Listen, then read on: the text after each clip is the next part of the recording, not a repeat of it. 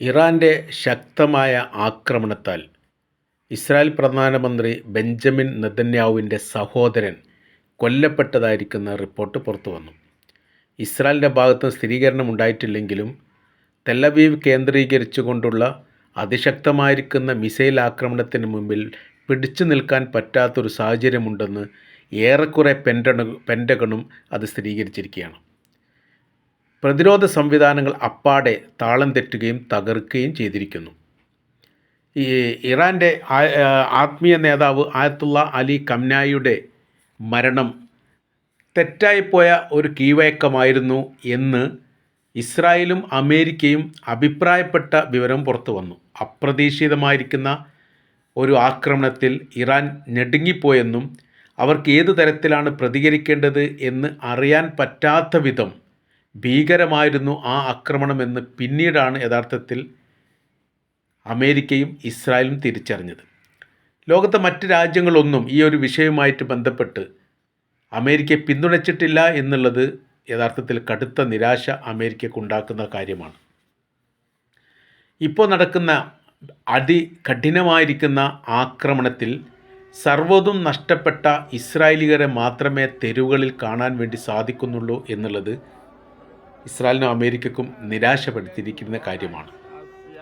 നിലവിൽ B-2 ബോംബറുകൾ അടക്കം പ്രയോഗിച്ചിട്ടും ഇറാനെ നിലംപരിശാക്കാനോ പരാജയപ്പെടുത്താനോ നിലവിൽ അമേരിക്കയ്ക്ക് സാധിച്ചിട്ടില്ല. അതിൻ്റെ കാര്യം അവർ സൈനികമായ രീതിയിൽ വലിയ പ്രതിരോധ സംവിധാനമുള്ള രാജ്യവും ശക്തമായിരിക്കുന്ന രാജ്യവുമാണ്. ഈ തരത്തിലാണ് ഈ രാജ്യത്തെ ഇറാൻ്റെ ആത്മീയ നേതാവ് വളർത്തിയെടുത്തത് എന്ന് ചുരുക്കം.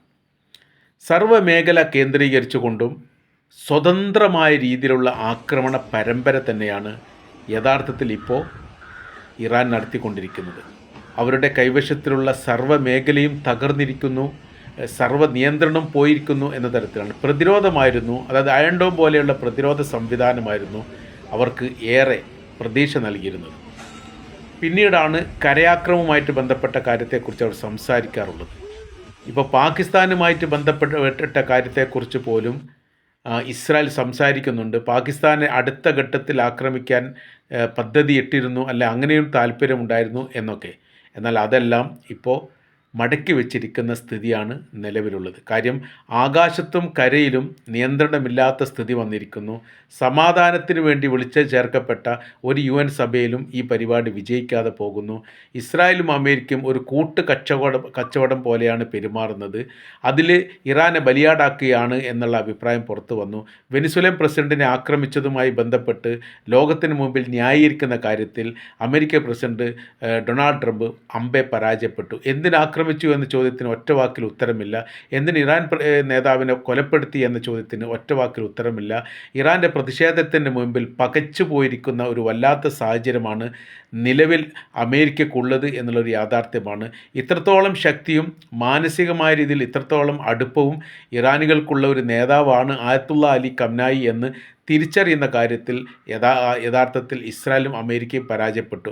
ഒരു നേതൃത്വത്തിൻ്റെ തലവെട്ടിക്കഴിഞ്ഞാൽ രാജ്യത്തെ കീഴടക്കാൻ പറ്റും എന്നുള്ള മണ്ടത്തരമായിരിക്കുന്ന ഒരു വിശ്വാസവും ഒരു രീതിയുമായിരുന്നു യഥാർത്ഥത്തിൽ ഇസ്രായേലിനും അമേരിക്കയ്ക്കും ഉണ്ടായിരുന്നത്. തലച്ചോറ് ഇസ്രായേലിൻ്റേതും പ്രവൃത്തി അമേരിക്കയുടേതുമാണ് എന്നുള്ളതായിരുന്നു കാണാൻ വേണ്ടി സാധിച്ചത്. എന്നാൽ രണ്ട് തലയും വെട്ടപ്പെടുന്ന രീതിയിലാണ് ഇറാൻ്റെ പ്രതികരണം ഉണ്ടായത് എന്നുള്ളത് അതിശയിപ്പിക്കുകയും ലോകത്തെ ഞെട്ടിപ്പിക്കുകയും ചെയ്തിരിക്കുകയാണ്. ഇത്രയേറെ ആക്രമണ പരമ്പരകൾ തന്നെ ഇറാന് നേരെ ഉണ്ടായിട്ടും ഇറാൻ പിടിച്ചു നിന്നു എന്ന് മാത്രമല്ല, ശക്തമായിരിക്കുന്ന തിരിച്ചാക്രമണം ഇറാൻ്റെ ഭാഗത്തുനിന്ന് ഉണ്ടായി എന്നുള്ളതും യഥാർത്ഥത്തിൽ അത്ഭുതപ്പെടുത്തുന്ന കാര്യമാണ്. ഇറാൻ്റെ ആത്മീയ നേതാവിനെ കൊലപ്പെടുത്തിയതിൽ തങ്ങളാണ് ചെയ്തത് എന്ന് അമേരിക്കയുടെ പ്രസിഡന്റ് ഡൊണാൾഡ് ട്രംപ് പ്രസ്താവന ഇറക്കിയതോടുകൂടി തന്നെ വിവാദം കത്തിപ്പടരുകയാണ്. അതോടൊപ്പം തന്നെ ഖംനായിയെ വധിച്ചതിൻ്റെ പിന്നിൽ പ്രവർത്തിച്ച ആളുകളെ പിടികൂടിയിട്ടുണ്ട് എന്ന റിപ്പോർട്ടും പുറത്തു വന്നു. ചാരമാക്കുകയാണ് യഥാർത്ഥത്തിൽ ഇപ്പോൾ ഇസ്രായേലിൻ്റെ സർവ്വ മേഖലയിലും ഇറാൻ ചെയ്തുകൊണ്ടിരിക്കുന്നത്. ഇത് നോക്കി നിൽക്കുകയല്ലാതെ ഇതിന് കൃത്യമായ രീതിയിലൊരു പ്രതിരോധം ഉണ്ടാക്കുന്ന കാര്യത്തിൽ അമേരിക്കയും പരാജയപ്പെടുന്നു എന്നുള്ളൊരു യാഥാർത്ഥ്യമാണ്. ഇപ്പോൾ ഇസ്രായേലും അമേരിക്കയും സംയുക്തമായി ചേർന്ന് നടത്തപ്പെടുന്ന പദ്ധതികൾ അപ്പാടെ പരാജയപ്പെട്ടിരിക്കുന്നു എന്ന് ഇറാൻ്റെ വിദേശകാര്യമന്ത്രി അബ്ബാസ് അറാഞ്ചി ഔദ്യോഗികമായിട്ട് തന്നെ പറയുന്നു. അവർക്ക് അതിജീവിക്കുക എന്നുള്ളത് വലിയ പ്രയാസമുള്ള കാര്യമാണ്. അമേരിക്ക കരുതുന്നു, അല്ലെങ്കിൽ ഇസ്രായേൽ കരുതുന്നു, അല്ലെ മറ്റു ലോക രാജ്യങ്ങൾ കരുതുന്നു ഇവർ തന്നെയാണ് വലിയ ശക്തിയെന്ന്. എന്നാൽ അവർ വലിയ ശക്തികളല്ല. അവരെ സംബന്ധിച്ചിടത്തോളം അവർ ഈ വിവേകമില്ലാതെ പെരുമാറുന്ന ഒരു കൂട്ടം സംഘമാണ്. ഇറാൻ ഈ വിഷയത്തിന് മറുപടി പറയുന്നത് അങ്ങനെയാണ്. പാകിസ്ഥാനെ കേന്ദ്രീകരിച്ചുകൊണ്ട് വ്യത്യസ്തമായിരിക്കുന്ന അഭിപ്രായങ്ങളൊക്കെ അവർ പുറത്തു വിട്ടിട്ടുണ്ട്. അതിൻ്റെ കാര്യമെന്ന് പറഞ്ഞാൽ ഏക ആണവായുധമുണ്ട് എന്ന് ലോകം അംഗീകരിക്കപ്പെട്ട ഒരു രാജ്യമാണ് പാകിസ്ഥാൻ എന്നതിനാൽ പാകിസ്ഥാനെയും പ്രതിരോധിക്കുക, അല്ലെങ്കിൽ സൈനികപരമായി ബലക്ഷയം ഉണ്ടാക്കുക എന്നുള്ളത് ഇസ്രായേലിൻ്റെ ലക്ഷ്യമാണ്. അതേ രീതിയിൽ തന്നെ, സമാനമായ രീതിയിൽ തന്നെ അമേരിക്ക അംഗീകരിച്ചിട്ടില്ലെങ്കിൽ പോലും. അപ്പോൾ അമേരിക്ക ഈ വിഷയമായിട്ട് ബന്ധപ്പെട്ട് പറയുന്നത് സഖ്യകക്ഷിയാണ്, ഇടപെടുന്നതിന് നിയന്ത്രണവും കാര്യങ്ങളുണ്ട് എന്നൊക്കെ അമേരിക്ക പറഞ്ഞു വെക്കുന്നുണ്ട്. എന്നാൽ പാകിസ്ഥാനിൽ ഇപ്പോൾ രൂക്ഷമായിരിക്കുന്ന കലാപം പോലെയുള്ള സംവിധാനങ്ങൾ ഇപ്പോൾ കാണാൻ വേണ്ടി സാധിക്കുന്നു. ഷിയ മുസ്ലിം ഈ സംവിധാനവുമായിട്ട് ബന്ധപ്പെട്ടാണ് അത്തരം രൂക്ഷമായിരിക്കുന്ന സംഭവങ്ങൾ നടക്കുന്നത് എന്നിടത്തേക്ക് കാര്യങ്ങൾ പോകുന്നു. ഏതായിരുന്നാലും ഇപ്പോഴത്തെ സ്ഥിതി കാര്യങ്ങൾ വിലയിരുത്തുന്ന സമയത്ത് യഥാർത്ഥത്തിൽ ഈ പാകിസ്ഥാൻ ഏതെങ്കിലും പക്ഷമുണ്ടോ എന്ന ചോദ്യത്തിന് കൃത്യമായ രീതിയിൽ അമേരിക്കൻ പക്ഷമാണ്, പക്ഷേ ഇസ്രായേൽ വിരുദ്ധമാണ്. ഇപ്പോൾ ആയത്തുള്ള അലി ഖംനായി കൊല്ലപ്പെട്ടതുമായി ബന്ധപ്പെട്ടതോടനുബന്ധിച്ച് ഷിയ വിഭാഗം രൂക്ഷമായിരിക്കുന്ന ഇടപെടൽ പാകിസ്ഥാൻ രാഷ്ട്രീയത്തിൽ നടത്തുന്നു എന്നുള്ളത് വലിയ രീതിയിലെ തലവേദന പാകിസ്ഥാനും അതോടൊപ്പം തന്നെ അമേരിക്കക്കും ഉണ്ടായിരിക്കുകയാണ്. കാരണം അമേരിക്കയുടെ എംബസി തകർക്കപ്പെട്ടിരിക്കുന്നു, അത് തകർക്കപ്പെട്ടിരിക്കുന്നു എന്നുള്ളതാണ്. സുരക്ഷിതത്വം കൊടുക്കുന്നതുമായിട്ട് ബന്ധപ്പെട്ട് വലിയ പ്രയാസങ്ങൾ ഉണ്ടായിരിക്കുന്നു എന്ന് ചുരുക്കം. ഇറാൻ വിശ്രമിക്കാത്ത രീതിയിലുള്ള അക്രമ പരമ്പര തന്നെ സർവ്വ മേഖലയിലും, കടലിലും കരയിലും ആകാശത്തും നടത്തുന്നതിൻ്റെ ദൃശ്യങ്ങൾ ഇപ്പോൾ അന്താരാഷ്ട്ര മീഡിയകൾ പ്രാധാന്യത്തോട് കൂടി തന്നെ പുറത്തു വിട്ടിരിക്കുകയാണ്. B-2 ബോംബർ വിമാനങ്ങൾ ഉപയോഗിച്ചുകൊണ്ടുള്ള അമേരിക്കയുടെ ഇടപെടലൊന്നും യഥാർത്ഥത്തിൽ ഇറാൻ ഭയപ്പെടുന്നില്ല എന്നുള്ളൊരു യാഥാർത്ഥ്യമാണ്. മാത്രമല്ല 2-ലധികം B-2 വിമാനങ്ങൾ വെടിവെച്ച് താഴെ വിട്ടിട്ടുണ്ട് എന്ന റിപ്പോർട്ട് പുറത്തു വരുന്നുണ്ട്. ഇതിൻ്റെ പിന്നിൽ, അതായത് ഇറാനുമായിട്ട് ബന്ധപ്പെട്ട വിഷയത്തിൽ വളരെ ശക്തമായിരിക്കുന്ന ഇടപെടലുകൾ റഷ്യ നടത്തുന്നുണ്ട് എന്ന റിപ്പോർട്ടും പുറത്തു വന്നു. ഇത് പക്ഷേ അമേരിക്ക സ്ഥിരീകരിക്കുകയോ റഷ്യ ഔദ്യോഗികമായിട്ട് പറയുകയോ ചെയ്തിട്ടില്ലെങ്കിൽ പോലും അതിൻ്റെ യാഥാർത്ഥ്യം അങ്ങനെയാണ് എന്ന് മനസ്സിലാക്കാൻ വേണ്ടി സാധിക്കുന്നു. അമേരിക്കയെ സംബന്ധിച്ചിടത്തോളം ഇതൊരു നഷ്ടക്കച്ചവടമാണ്. മാത്രവുമല്ല, ലോകത്തിന് മുൻപിൽ ഒറ്റപ്പെട്ടു പോകുന്ന സാഹചര്യങ്ങൾ നിലനിൽക്കുന്നു. അമേരിക്കയുടെ വിമാനങ്ങളാണെങ്കിലും കപ്പലുകളാണെങ്കിലും സുരക്ഷിതമില്ലാത്ത രീതിയും എംബസിയും കോൺസുലേറ്റിലും സുരക്ഷിതമില്ലാത്ത വല്ലാത്തൊരു അസാധാരണ സംഭവമാണ് ഈ അമേരിക്കയെ സംബന്ധിച്ചിടത്തോളം ഇപ്പോൾ ഉണ്ടായിക്കൊണ്ടിരിക്കുന്നത്. അവർ പറത്തുന്ന വിമാനത്തിലോ അവർ ഉപയോഗിക്കുന്ന വാഹനങ്ങൾക്കോ സുരക്ഷിതമല്ലാത്ത ഒരു സാഹചര്യങ്ങൾ സൃഷ്ടിക്കപ്പെട്ടിരിക്കുന്നുണ്ട് എന്നുള്ളത് യാഥാർത്ഥ്യമാണ്. ഡ്രോണുകൾ നിരന്തരം വിടുന്നുണ്ട്, മിസൈലുകൾ നിരന്തരം വിടുന്നുണ്ട്, പലതും ലക്ഷ്യം കാണുന്നില്ല എന്നുള്ളത് ഇപ്പോൾ തന്നെ അമേരിക്ക സ്ഥിരീകരിച്ചിരിക്കുകയാണ്.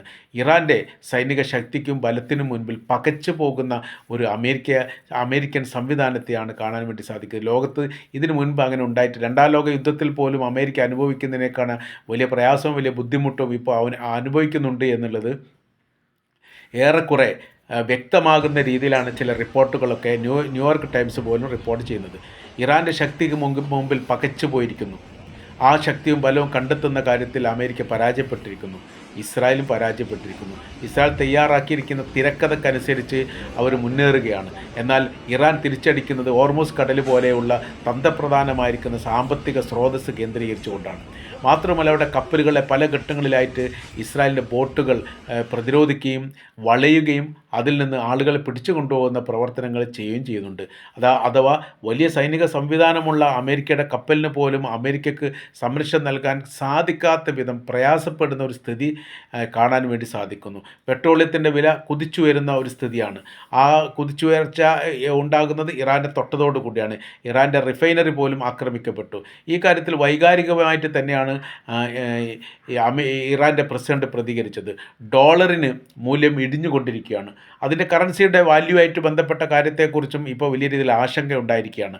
അപ്പോൾ ഇറാനെ സംബന്ധിച്ചിടത്തോളം യുദ്ധം അവസാനിപ്പിക്കുമെന്ന് ചോദിച്ചാൽ തീർച്ചയായിട്ടും ശത്രുക്കൾ പരാജയപ്പെടുന്നവരെ തങ്ങളുടെ ഭാഗത്തുനിന്ന് യുദ്ധം തുടരും എന്നുള്ള ഇറാൻ്റെ നിലപാട് അത് ആവർത്തിക്കുക തന്നെ ചെയ്യാണ്. ആത്മീയ നേതാവിൻ്റെ വധം ചെറിയ രീതിയിലൊന്നുമല്ല അമേരിക്കക്ക് ഇറാന് പൊള്ളിയിരിക്കുന്നത് എന്നുള്ളത് ലോകം ഇപ്പോൾ മനസ്സിലാക്കിയിരിക്കുന്നു എന്നുള്ളൊരു യാഥാർത്ഥ്യമാണ്. അപ്പോൾ പിടിച്ചു നിൽക്കുക എന്ന് പറഞ്ഞത് ഒരിക്കലും അമേരിക്കയെ സംബന്ധിച്ചിടത്തോളം ഇറാൻ്റെ മുമ്പിൽ വിജയിക്കുക എന്നുള്ളത് അസാധ്യമായിരിക്കുന്ന കാര്യമാണ്. അതൊരു ലക്ഷ്യപ്രാപ്തിയിൽ കൈവരിക്കുക എന്നുള്ളത് അവരുടെ സ്വപ്നം മാത്രമാണ് എന്നുള്ള കാര്യമാണ് ഇറാൻ ഈ വിഷയമായിട്ട് ബന്ധപ്പെട്ട് പ്രതികരിച്ചത്. ഇറാൻ ശക്തമായിരിക്കുന്ന രാജ്യമാണ്. ഇറാനിലെ ജനങ്ങളും ശക്തരായിരിക്കുന്ന രാജ്യമാണ്. അത് അമേരിക്ക മനസ്സിലാക്കുന്നില്ല. അവർ പരാജയപ്പെട്ടു. പരാജയപ്പെട്ടു. അവർ പരാജയപ്പെട്ടു എന്നുള്ളതിൻ്റെ ഉത്തരവാദിത്തം അവർക്ക് തന്നെയാണ്. കൃത്യമായ രാജ്യത്തെക്കുറിച്ചും അതിൻ്റെ സൈനിക ബലത്തെക്കുറിച്ചും ശക്തിയെക്കുറിച്ചും മനസ്സിലാക്കാതെ ഞങ്ങളുടെ കയ്യിൽ B-2 ബോംബർ വിമാനങ്ങളുണ്ട്, വലിയ സംവിധാനങ്ങളുണ്ട്, തങ്ങളുടെ കയ്യിൽ ആണവായുധമുണ്ട് എന്ന് ഭീഷണിപ്പെടുത്തിയതുകൊണ്ട് പ്രത്യേകിച്ച് കാര്യമൊന്നുമില്ല. എല്ലാം മുൻപത്തെ കാലത്ത് ആയുധം സൈനികപരമായിരിക്കുന്ന ശക്തിയും ബലവും ഇല്ലാത്തൊരു കാലത്ത് ഓക്കെ, അത് ശരിയായിരുന്നു. എന്നാൽ ഇപ്പോഴത്തെ കാലത്ത് അത് ശരിയല്ല. കാര്യം എന്ന് പറഞ്ഞാൽ സർവ്വ രാജ്യങ്ങളുടെ കൈവശത്തിലും ആണവായുധ ശേഷി അടക്കമുള്ള സൈനിക ശക്തി ഉണ്ട് എന്ന് മനസ്സിലാക്കാൻ യഥാർത്ഥത്തിൽ അമേരിക്കക്ക് സാധിക്കാതെ പോയി എന്ന് ചുരുക്കം.